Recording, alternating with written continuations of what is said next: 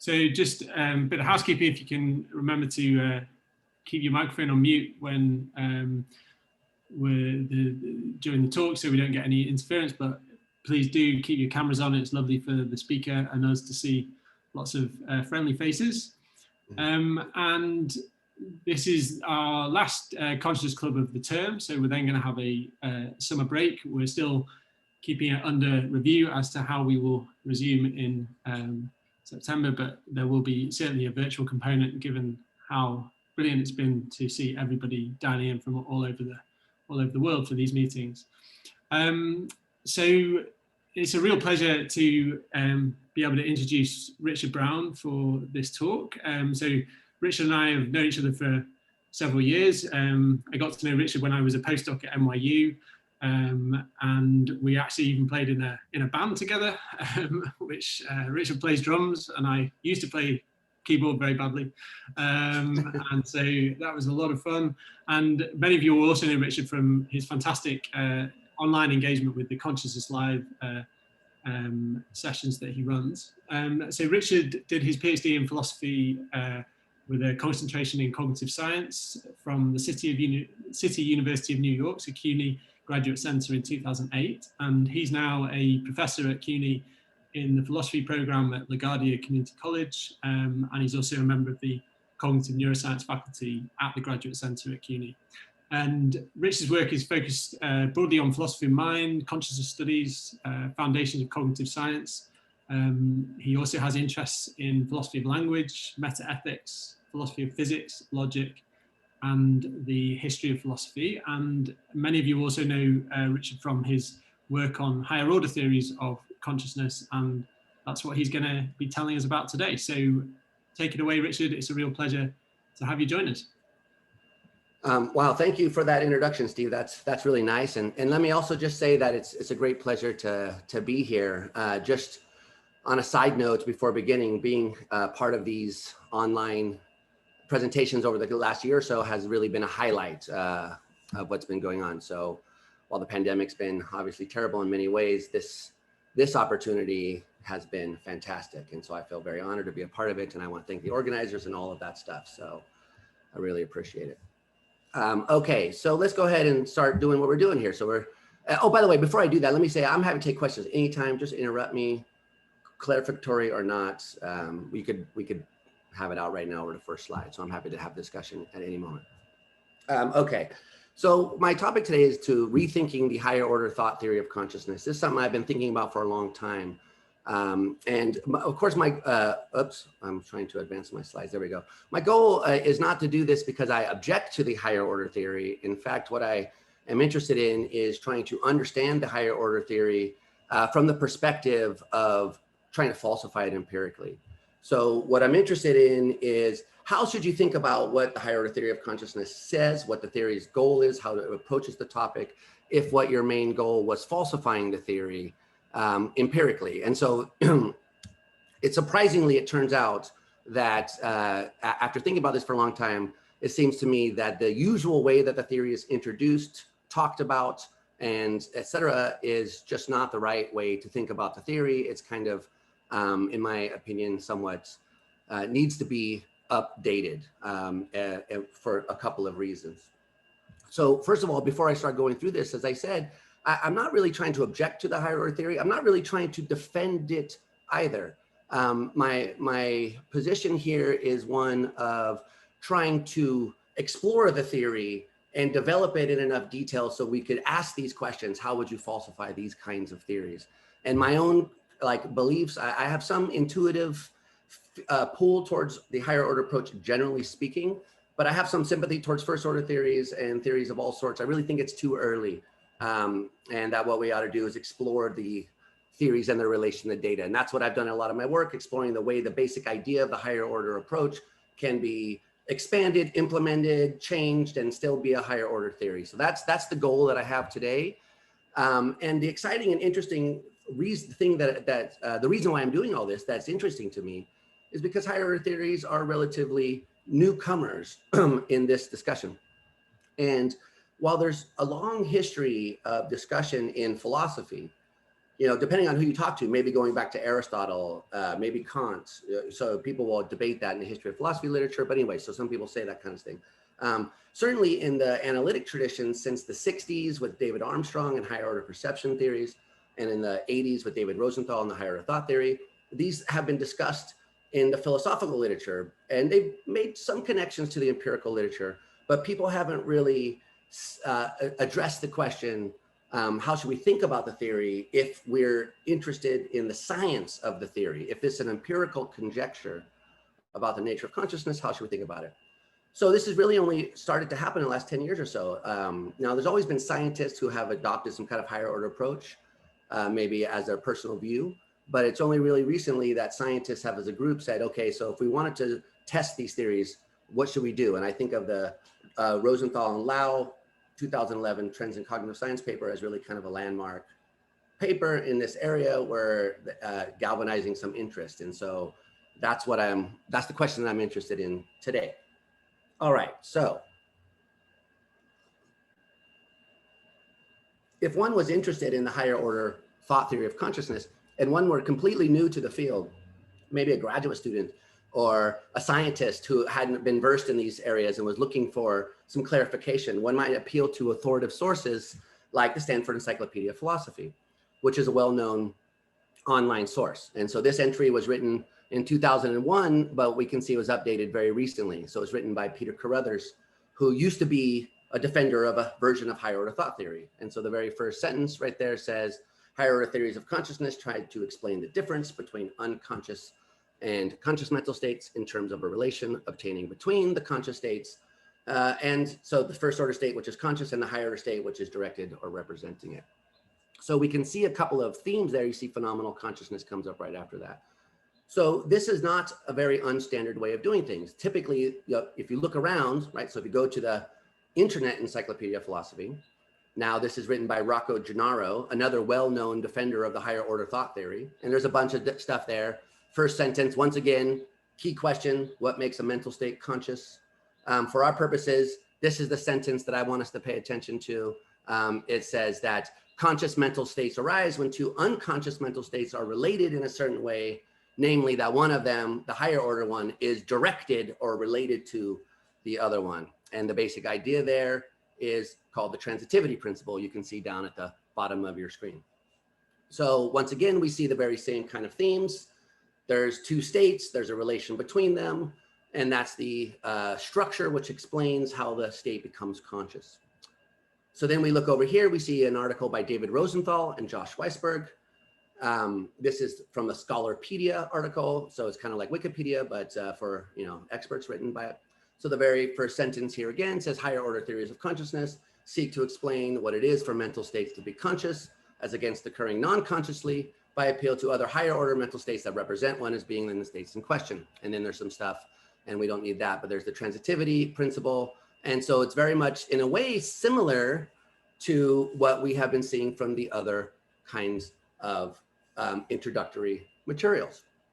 But it seems to me that this way of setting up the problem is problematic, and it obscures some interesting variations of the theory. So I think that there really are two reasons why this whole approach to setting up what the theory is, how to think about it, is just misguided and should be rethought. And the first reason to understand it, I want to introduce a distinction that I think is somewhat often overlooked, but I'm trying to get people to pay attention to it. And that's this distinction between what I call relational and non-relational versions of the higher order theory. So relational versions of the theory, and these are the much more familiar ones, I think, what they try to do is they try to attempt to explain how the first order state itself becomes a conscious state.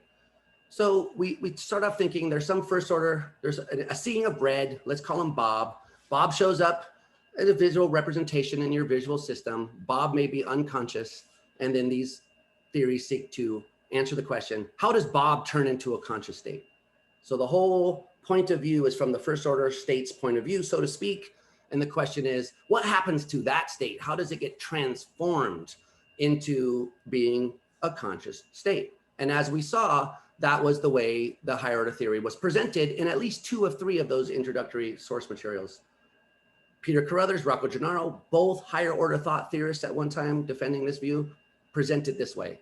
Now, what's interesting is that there was no talk about relations in the Rosenthal-Weisberg presentation, but there was this business about transitive consciousness and conscious of. But what's often unnoticed is that this is interpreted in a non-relational way. And it's this other side of thinking about higher order theories that is often obscured and that I've been trying to call attention to. And so non-relational theories deny the relational picture. What they say is, look, you don't need to have two states with this special relation between them in order to turn the first order state into a conscious state. Rather, the point of view is that the higher order representation occurring is all by itself enough to explain consciousness, period, end of story. And so it's not really been noticed that there are these two different ways of interpreting this foundational phrase, which, as we saw, all three of those major figures in this literature accept, all of them agree that a conscious state is one I am conscious of. Two of them interpret that in a relational way, Carruthers and Gennaro. And one of them, I argue, and I think it's pretty clear from reading the text, that Rosenthal and other defenders like myself, I know what I would say because I'm me, but that we interpret this in a non-relational way. So that's the first problem that I want to point out, is that if you present things in the way the traditional picture does, the very possibility of a non-relational picture is obscured. And people just haven't really paid attention to it. And so that's not to say that relational theories are bad, it's that we want to distinguish them and try to empirically test them. And the way that the very approach has been presented typically obscures this whole other interesting possibility. Now, the second problem, and I think equally important, but something that I think should be pointed out, is that if you come around and say that the whole point of a theory of consciousness is to explain this difference between conscious and unconscious mental states, then you have begged the question about whether there are any unconscious mental states. And certainly I know that, work from Hakwon Lau and Megan Peters, there's a question about whether we have enough evidence for truly unconscious states, although they're kind of widely thought informally to exist. Whether we've demonstrated that is an empirical question. Even in the case of blind sight, there are people who argue that it may be a kind of really degraded vision, which is qualitatively different from normal vision, but nonetheless conscious phenomenally, like Ian Phillips has made that argument. And I don't know what the right view is here, but what I do know is that whatever of these two views is right is not going to falsify the higher order approach to consciousness, because higher order theorists can perfectly well accept that mental states never occur unconsciously. They would also just have to stipulate that something about higher order blah, blah, blah also occurs when they occur. And that is not impossible. So this is an empirical question, whether there are truly unconscious mental states in this way. And I don't think we've answered that question. And we may have views about it, but I don't think the evidence is in a serious way. But the thing to note that is, if it comes out that there are unconscious mental states, higher order theory can explain it. If it turns out there aren't unconscious mental states, higher order theory can explain it. So the upshot then is that that whole way of presenting the picture sort of smuggles in some assumptions, begs a question that I think is an empirical question, obscures the possibility of an interesting other class of theories. And so that we should step back and say, all right, so if that's not the right way to present the theory, what is the right way to present it? Well, funny you should ask that question, haha. Because if I were to write an article like that, I would present the picture very differently.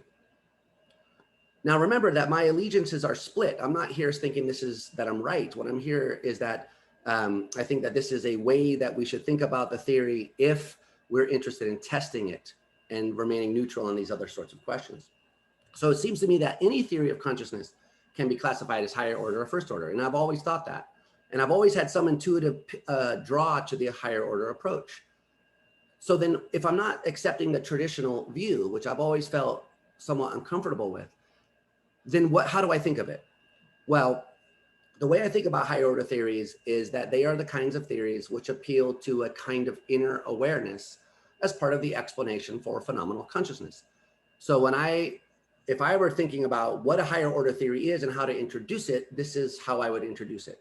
These are the kinds of theories that have as their explanatory target phenomenal consciousness, and they seek to explain it in terms of a kind of inner awareness. First order theories on this reading, and I'll say more about those terms that I have thrown around up there in just a second, but first order theories on this reading are simply theories which deny that any kind of inner awareness is important to phenomenal consciousness. So global workspace theory, attention schema, integrated information theory, recurrent processing, most of these theories which are known by name in the literature are first order theories in this sense. Global workspace theory, as is typically introduced, makes no reference to any kind of inner awareness being important, although it does appeal to higher order brain areas in the prefrontal cortex. They aren't thought to be fulfilling this function of giving you a kind of inner awareness of the first order states. Same with the attention schema, even though Michael Graziano has argued recently that attention schema theory can be thought of as kind of unifying higher order theories with global workspace theories.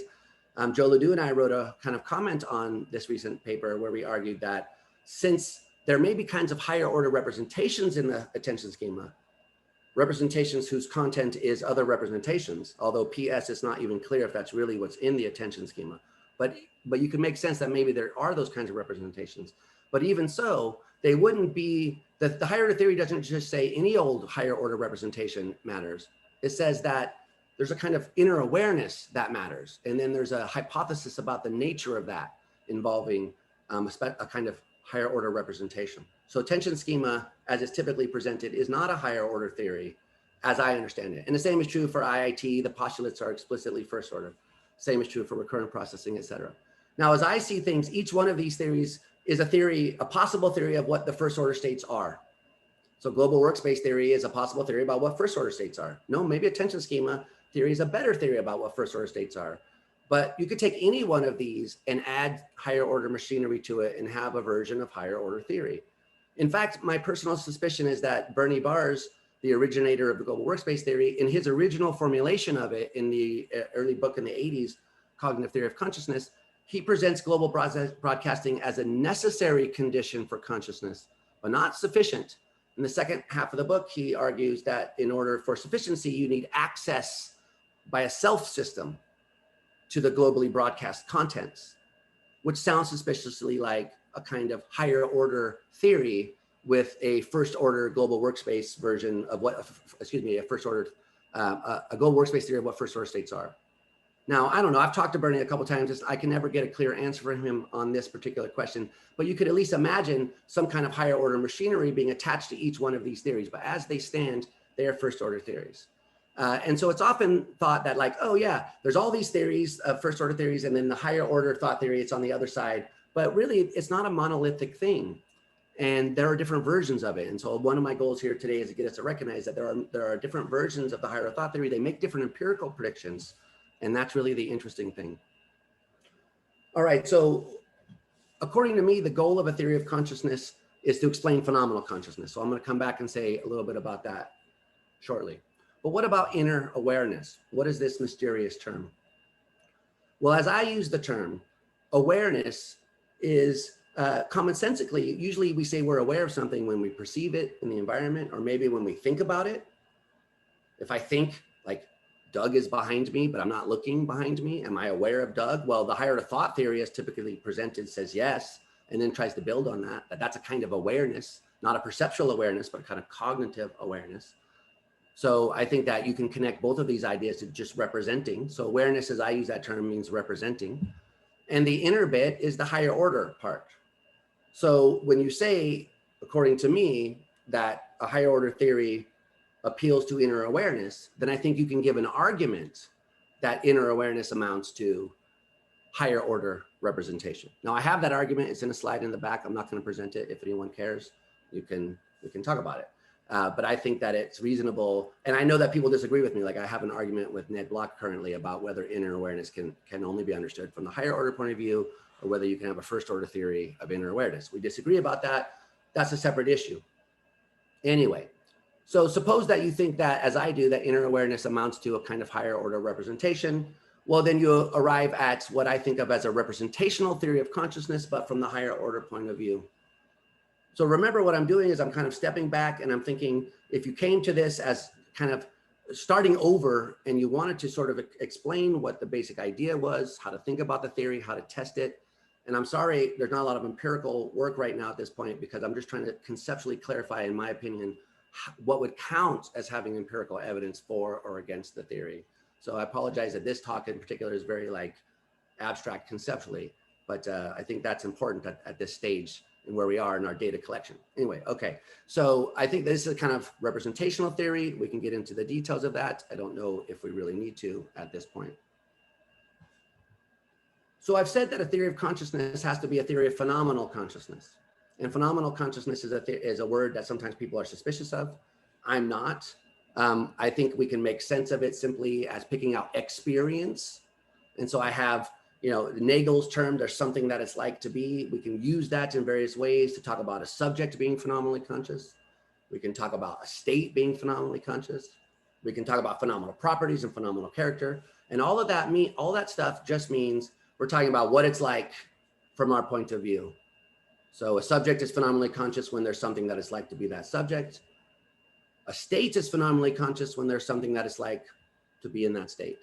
Those are interchangeable in my view. Nothing really hangs on which way you want to talk.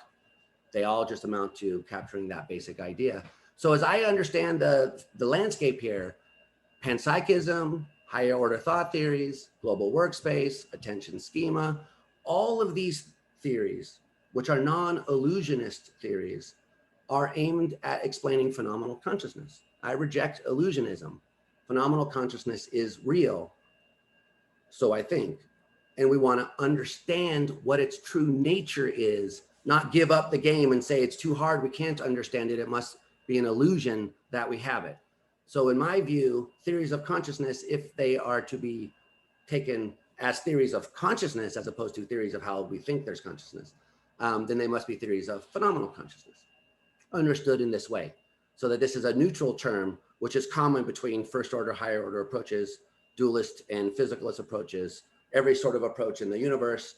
Even the illusionists agree with us, they just deny that this can be physical. So that's what a theory of consciousness should be aiming at understanding. And the higher order approach says we can understand that in terms of a specific kind of higher order representational content. And you may disagree with that.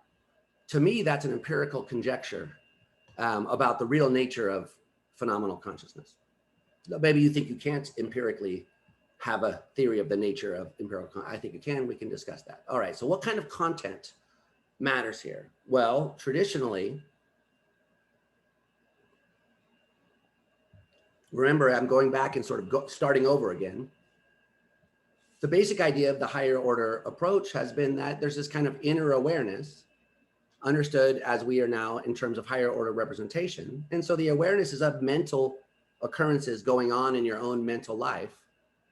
And so the conjecture here is that when you represent yourself as seeing red, for example, or hearing a trumpet or whatever the case may be, then that is all there is to the experience of seeing red or hearing the trumpet. So that's the basic idea. Now, what's not been noticed and what I've been trying to point out is that there are two interpretations of this basic idea of what it means to represent yourself as seeing red. There's the familiar relational views. So in philosophy, Uriah Kriegel has argued for his same order monitoring theory, Rocco Gennaro, the wide intentionality view, Hak-Wan Lao, the perceptual reality monitoring view. These are all different versions of the basic idea that the relational account is right, that there's a first order state, there's a higher order state, there's a relation between them, and the first order state contributes, becomes conscious. And so what it's like for you, the experience you have is determined by that. Whereas, and Rosenthal is often associated over here. In my opinion, erroneously, mistakenly, people have thought this is where you put that kind of theory, but in fact, it should be over here. Rosenthal's version of higher order thought theory is a non-relational version of this theory. And so is the view that I like, which I have called the horror theory, which is the higher order representation of a representation. Which I'm going to sort of, since the attention has mostly been on these over here, I'm going to focus on these over here because I think they're less well understood. in the way that I'm putting things. Okay, so that's sort of where I'm at right now. So what really is the difference between these two things? Well, I spent a lot of time trying to figure this out, and to be honest, it's not 100% clear. But I've worked with Jacob Berger and I have a paper together where we try to figure this out. It's coming out in Philosophical Psychology someday, whenever they it's accepted or whatever, but whenever they get to it. But the way we think of things is that on the traditional kind of higher order thought theory, the higher order states engender conscious states. They produce them, or somehow the conscious states are the result of the higher order thought. Whereas on the way I think about things, the higher order representation is itself the phenomenally conscious state. So that is a way that we disagree about what the goal of the theory is, and also how to understand what the theory says. Now, there's the question to me that's interesting is whether there's anything more than terminological here. And actually, I'd be happy if it were just terminological. If this were just a way of interpreting that traditional theory in current modern terms, I would be happy with that. But I actually suspect that maybe it's not merely terminological. And so I kind of want to focus on that. So what kind of content is this non-relational view proposing? Well, remember that according to the non-relational view, consciousness requires merely the occurrence of the higher order state. The first order state is optional. It's not required. It's just having this kind of content. So the way I think of it is in terms of, maybe this is like a sentence in the language of thought. It's some kind of representation. I think Rosenthal thinks of it as like an ordinary thought. I tend to think of it maybe as the product of a special module. Maybe it's hard for me to see how it could be an ordinary thought that results in phenomenal consciousness. But maybe it is. That's why I speak of higher order representations and not higher order thoughts, because I don't think of them as just like typical workaday thoughts like I'm having right now when I'm speaking to you. Anyway, okay. So what's the content of these thoughts? Well, these are conceptual concepts on the way that we're talking about here. And so as I put things, then the horror theory says that when you have a phenomenally conscious state with a certain phenomenal character, you just have the correct higher order representation. And the content of that higher representation, it says you're in the state, which has that character. Now, in conversation, Ned Block has told me this is overly technical and that I should just put it this way, that having a state with certain phenomenal character is just having the higher order representation that you have that phenomenal character. And I could put that in a slogan form by saying, for phenomenal character, if you represent that you have it, then you have it. So I don't know, is this exactly equivalent to the way I put it? Yeah, probably Ned's smarter than me. So, but certainly this is along the lines, right? This is along the lines. The idea is simply that the occurrence of the higher order states, as I understand it, just is the phenomenally conscious state. It's not the first order state. The first order state is not phenomenally conscious. As I understand, that means there's nothing that it's like to be in the first order state. There's something that it's like for you to be in the higher order state.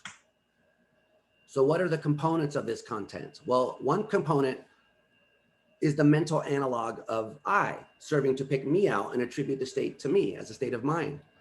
Philosophers have called this the essential indexical, but this to me seems to be an essential, it's just got to be a component of the content. And if we really had the tools to get fine-grained about the content, I think that would be a part of it, but not so sophisticated that a squirrel couldn't have it, or, possibly could a bee have a state like this? It doesn't, I don't see why it couldn't. So I think people typically read too much into the requirement that there be some kind of self-referential term in the content of the higher order state. There's also this bit that says you're aware of something. So awareness, I'm arguing we can think of awareness in terms of representing. Other people have argued you can think of it in other ways. There's a whole other branch of this, like people exploring other ways that you could be, is like attention a way that you could be aware of. So what about quotation? Could you have higher order quotation models? I mean, really someone needs to write a book on this, and I'm hoping that someone isn't me, but someone should do it. Anyway, so there's that part of the representation which conceptually attributes to you an awareness of something, and then we need to say what that awareness relation is. So you could say the content here is purely descriptive, and so to be picked out by the content is to satisfy a description, or you could postulate that there's some kind of index or pointer content. some kind of a demonstrative, like a pointing or a causal historical link, or if you like, causal historical theories of intentionality. A lot depends on what your theory of intentionality is, in other words, about how this is all going to get fleshed out. We also need to say something about how you describe what concepts you're deploying. So, the concept red, does it pick out the mental quality? Does it pick out the perceptible property in the environment? Not a lot of attention has been paid to this. And then, of course, I think this last bit is that you also describe yourself as being presented with this perceptible property. So each part of this, to me, seems, if we really knew how to decode content of mental states in the right way, we would find elements corresponding to each part of this. And varying one part but not the other would change what it's like for you. And so there are opportunities for testing if we had more fine-grained tools. Now, of course, the devil's in the details and how you do that. That's the hard part. But I'm the philosopher here. You guys are the experimentalists, or some of you are. So putting this a little bit more pictorially. So I sort of assume that we all agree that what we're doing at the beginning is trying to explain the way things appear. So suppose this red circle is your mind. Suppose this over here is the physical world out there. Whether this is really the way things are, certainly appears to me that the way things are is that there's a world out there, there's objects, they have properties, they have colors, sounds, shapes, etc. So we postulate some representations of those things. People will debate about what kind of content those representations have. Maybe they have some kind of non-conceptual content. Maybe they have conceptual content. Maybe it's just one or the other. Maybe it's both. There's a whole debate about that. But on the higher order approach, the basic idea is all of that stuff is unrelated to conscious experience. You could have that. You could represent that there's red in the environment. You could behave in appropriate ways, saying there's red, pushing buttons, etc., and not have any conscious experience. At least conceptually, in principle, super blindsiders, if you know that literature. If you don't, then the idea that you could be functionally sort of behaviorally the same as a typically conscious person, but to have no conscious experience at all. At least conceptually, this could happen if all you had were the first order levels stuff. So often people conflate a way to test or falsify higher order theories with a way of checking what's going on at this level. And I think that's a danger, because according to theory, in order to see red, in order to experience it, you need to have the right higher perception, the higher order thought, which then results in, first of all, you becoming aware of yourself as being in this state, but also you experiencing the red out there, so that the higher order state describes you as being presented with this property in the world. So that's how you explain it. That's how you experience it.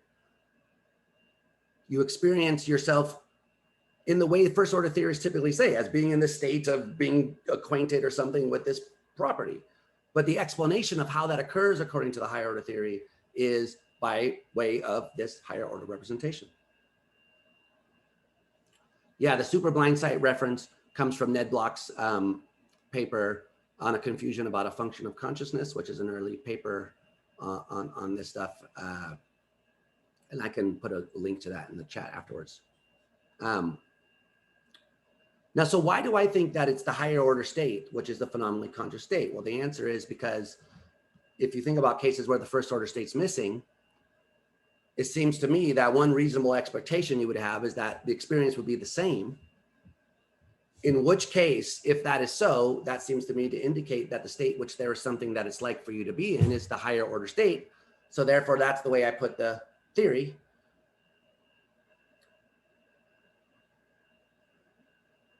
That's the state which, when you're in it, there's consciousness. Now, the problem is that when you're in that state, what it's like for you is like being in the first order state, because what it's like is the way the state describes, and it's like being in that first order state. But you could have that without the first order state at all, according to theory, and your behavior would be very different, because this state down here, which is missing, is pushing the buttons and saying, there's red out there.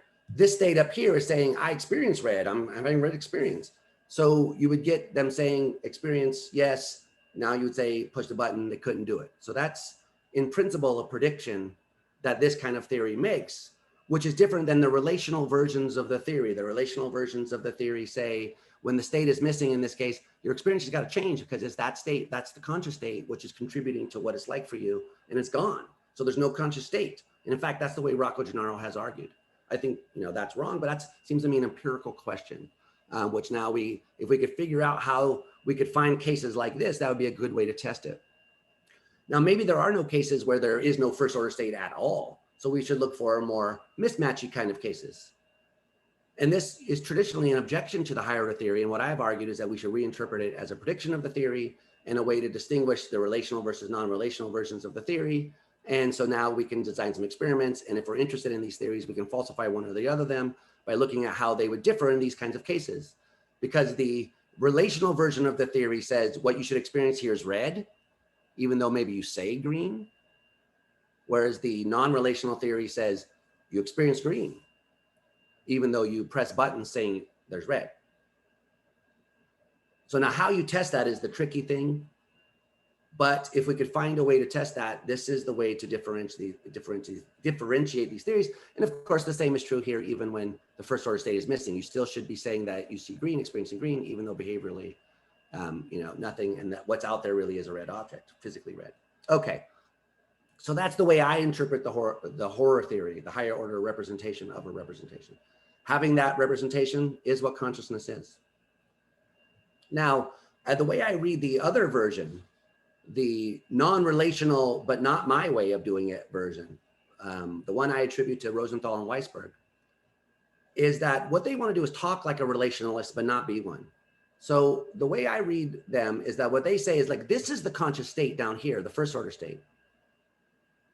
But this state being conscious just is having the higher order thought show up. So that when you say that this state is conscious, you're not really saying much about it. You're really saying there's a higher order thought around.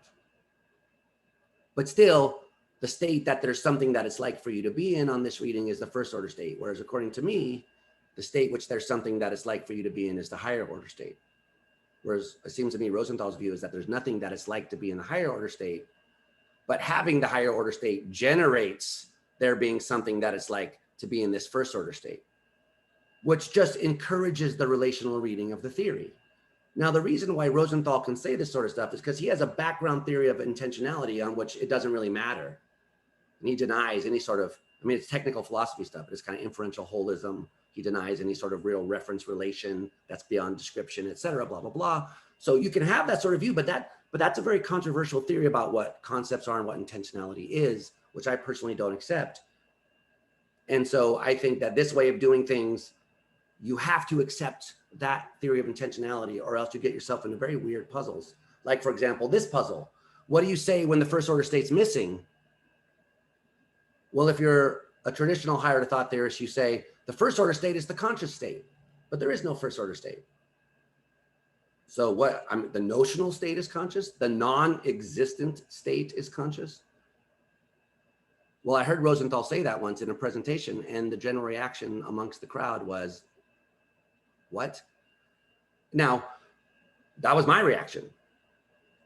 But if you press him, he just means, oh, you're just in the higher order state. That's all it means to be in a non-existent conscious state. But that to me is just a misleading way of putting things. It doesn't clarify the situation. It doesn't help you understand how you would test the theory, what you would look for if the theory were right. You can talk that way if you can accept that there are non-existent things that have properties. Personally, I can't. My theory of intentionality says there aren't those things. Anyway, so this is not a terminological dispute. Now, empirically, could you differentiate this dispute? Yeah, but do we have the tools to do it? I'm not sure, because you would have to really test what happens in cases like this. And that may be beyond our ken. But it definitely doesn't seem terminological to me. Now, suppose you say, well, and sometimes people have said, look, that kind of case where there's no first order state doesn't exist, never happens. So there's always some first order state that can be described as the conscious state. But I don't see how a view like the Weisberg-Rosenthal one can make sense of this. So in this case, when I'm misrepresenting the first order red state as green, is this a really bad description of the red state? Well, that seems like a really weird thing to say to me. I mean, you could say, yeah, the red state's the conscious state. It's just that you're describing it as green, so it's conscious as green. That's a way of talking to me. It's just very confusing. I'm sure you can make sense of it if you're very careful about the language, but people who test theories aren't often that careful with the language, so how you say things matters. So this way of putting the thing just confuses the issue from my point of view. And this kind of thing is ubiquitous from Rosenthal's theory. All the time, we have cases where there's a first order state, say representing red, but I'm aware of it in different ways. Like I may be aware of it myself as seeing strawberry red or cherry red, and having those different contents changes the experience, even though the first order state stays the same. And on Rosenthal's way of doing things, this happens all the time. It's normal. So how do you make sense of the idea that this state is the conscious state in both of those cases if you have this descriptivist view and you don't posit any kind of targeting relation that's real? That I can't make sense of it. I don't, well, the way you can make sense of it, I can't accept. Just to kind of put the puzzle together again, suppose you had these two states. This is an objection Ned kind of came up with, Block, and I like it. Suppose you have these two first order states that are different representations of red. You have this higher order state, you have a conscious experience. So which one is the target here? One of these seems like it should be the conscious state, but which one? Well, it doesn't seem like there's any good answer to that on Rosenthal's theory. All right, so summing up then, what do I think we can learn from all of this stuff? I see I have a few minutes. I'm trying to be done within the next 5 minutes or so. So summing up then, I think there are two lessons that we can kind of take from this really abstract conceptual journey about how to think about the higher order thought theory from the point of view of trying to falsify it, trying to test it, trying to build an experimental design that actually gets at what the theory is saying. So the first lesson I think is we have a question about whether there's relational content in the content of the higher order state, which plays any role in the explanation of phenomenal consciousness. And there are different predictions made by the two camps. The relational theory say, yes, we should be able to find cases where there is a difference in the experience because there's a difference in which state you're related to, which state you're pointing at. Whereas the non-relational theories say, no, in those cases, experience will be invariant, even though your behavior will change. The experience will stay the same if you keep the same contents of the higher order state. So that seems to me to be an empirical question. And there are philosophical arguments for and against either side of answering that relational versus non-relational question, but I'm not interested in those as much as I am in the question of empirically, if it's wrong, show me that it's wrong, then I'll stop talking about it. Like all these philosophical objections are interesting, but show me the experiment that falsifies the theory, or the suite of experiments, or the swath of evidence, whatever it is, show me that, and then we can put these theories to rest. Because I don't think the philosophical objections carry that much weight from my point of view, which is why I've tried to turn them into empirical conjectures so we can say, look, here's what the theory says, let's go look for it and find out whether it's right or wrong. And I would be happy to find out it's wrong and move on with my life. So that's why I think this stuff is, so that's the first question.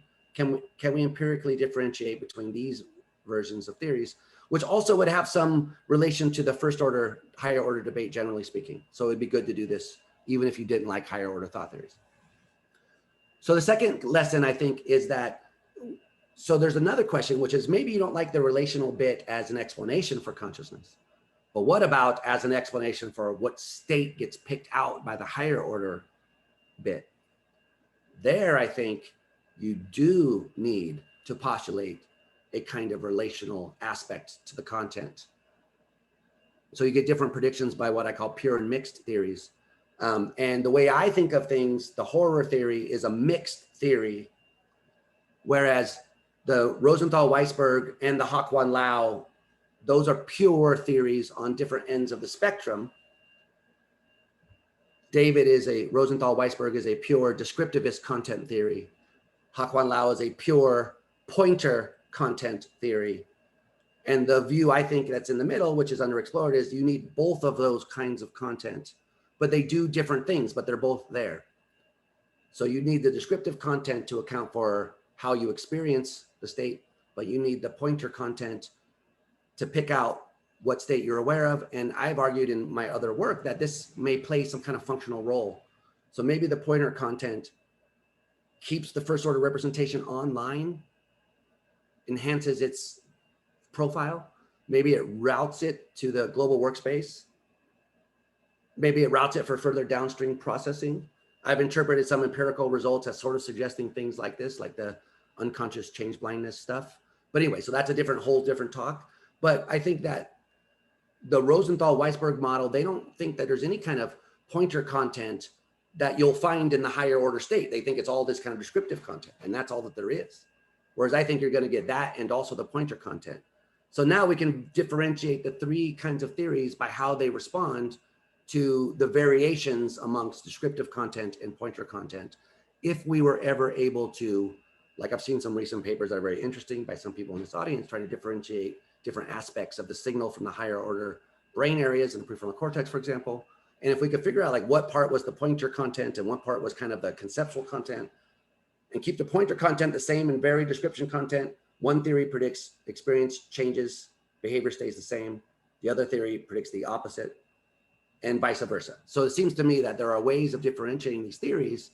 Now, then the real question is, how do you take all of this abstract stuff and apply it to a concrete implementation in the brain, in experiment? And there's a whole other talk which would have to be given. That's why there's really, as I say, a book that has to be written here to make sense of all this stuff. But that's a separate question. So anyway, this is what I would predict, that you're going to find these kinds of cases, and that the other theories are going to say you don't find those kind of cases. Anyway, all right. So I think that's really all that I have to say. So I just explicitly say those things right here that I already said. But very descriptive content, keep pointer same. I say you're going to get different experiences, but behavior is the same. Other way, your behavior changes, experience same. Okay. So those seem to me like predictions. Figuring out how to test them is really kind of what I'm imploring people to think about, and what I think it's really interesting that people are starting to think about these questions. So I'm happy to put up with these kind of abstract talks from philosophers trying to clarify conceptual positions, so that we can get to the next more interesting level of the nitty-gritty of the empirical details and how they relate to these various conceptual structures and theories that we've been discussing. So I just also wanted to mention my discussion series at the end that Steve mentioned, my Consciousness Live. I'll be talking next week with Noam Chomsky. I'm very excited about that. So unfortunately, it's at the same day as the ASSC, so I'll have to miss that, but it's recorded online. I'm going to try to figure out what he thinks about consciousness for once and for all. And you see some other interesting persons that you may know up here: Claire Sargent, Lucia Maloney, Leah Murdoch. Lots of people that are very interesting and serious thinkers about consciousness from all different perspectives. I'm interested in talking with them. So I really appreciate these kind of opportunities to have these discussions, and I look forward to our discussion now. Thank you. Fantastic. Thanks so much, Richard. So first of all, we should unmute and give you a round of applause for the great presentation.